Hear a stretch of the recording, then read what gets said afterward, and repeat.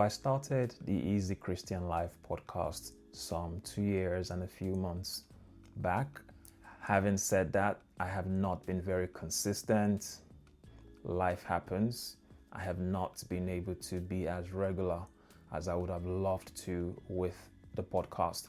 But then, hey, who says you can't start over a second time or a third time? So I'm here to start over. This time putting myself on video because I think that might just help me to be a bit more accountable and to be a bit more consistent. So this is me starting over with something that stands as a strong desire to speak of Christianity, to be a voice just like the many voices out there, presenting an image of Christianity that is right and true, and not the distorted version that might be out there. So you might ask, why me? Why should you listen to me? Why should you take seriously any of my viewpoints about Christianity? A little bit of my background. I was born to parents who had Muslim parents themselves, and so Islam was the religion they were born into. Now, they did not enforce the practice of Islam on us as children, but I was aware of it. I also happened to go to a primary school whose head teacher or head mistress was a Christian, so there were elements of faith in the school. I wouldn't necessarily call it a Christian school, but we were well made aware of Christianity in the school, so we would have Bible, I think they were called Bible knowledge classes at the time, if I remember correctly, and we would sing hymns during assemblies. So I was aware of Christianity as a child in primary school, and it was interesting. So there's a particular Bible popular at the time. I think it was called My Book of Bible Stories. It had pictures, it had stories of some Bible characters and situations. It was illustrated, so of course it caught my attention as a child. So that would be the first time I actually connected with the Bible. I just knew, or felt rather, that there was something special about this book, and I always believed it. I never thought that it was a book or a work of fiction, like maybe reading some other storybook as we would in school at the time. Something about the Bible was always real to me. So it never felt as a book of just stories. It felt like a book of situations that happened, a recount of history, you might say, of real people relating to a real God. So that was my first, I would say, major or impactful exposure to Christianity. A few years later, during the first year of my secondary school, I would get spoken to by a classmate at the time, actually. He spoke to me about Jesus Christ, about the essence of Christianity, and of course, about the importance of being born again. Not just reading the Bible, not just going to church, but actually being born again, becoming a changed person through the impact of Jesus Christ. I was young, like I said, first year of secondary school, but for whatever reason, his words made sense. Maybe it was just a fear of going to hell. And he prayed with me, and he, in a sense, led me to Jesus Christ at the time. And so began my proper journey of walking with Jesus. However, I must say, while I was conscious of having become a Christian at the time, I would not say I was the best Christian. I was still a growing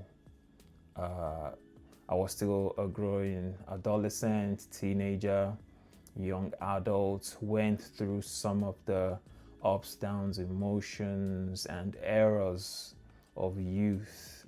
So my early Christian life was not excellent. It was not perfect.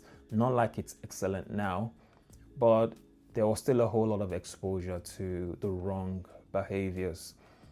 And so So that was most of my secondary school and most of my university years were spent being what I might describe as a nominal Christian.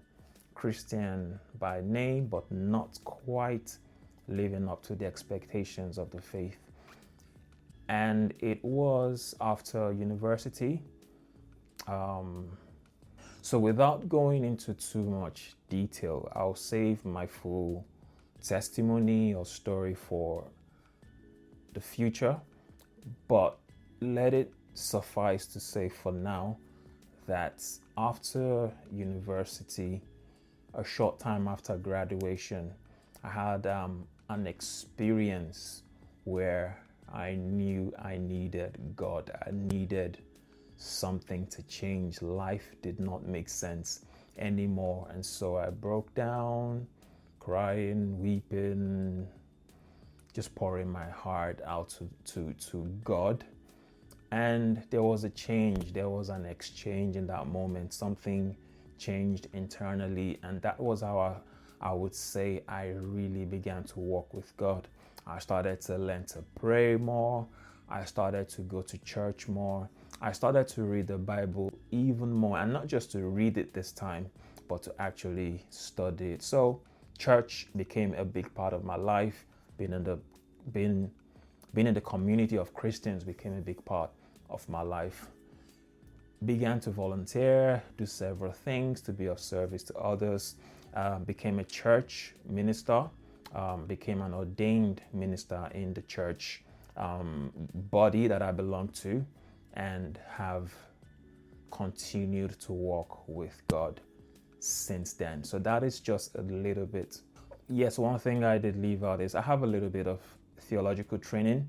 I'm not a degree holder in any theological study, but I have been around Christian education for a while, and I have some knowledge and experience of theological, how do I put it, realities, understandings, or expectations, or methods.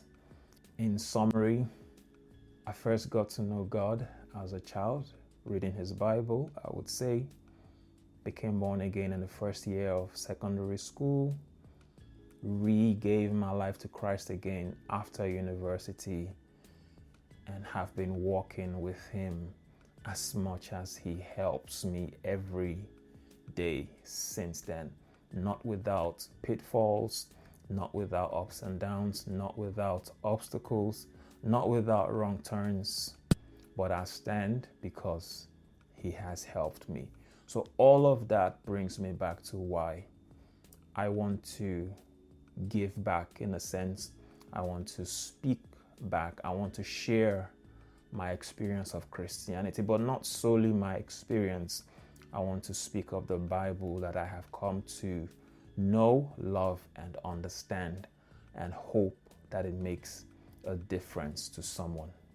So just to reiterate, what I hope to get out of this is that someone somewhere will see Christianity as not as scary, not as, how do I put it? That is just not what someone with the wrong understanding might have painted it to you as.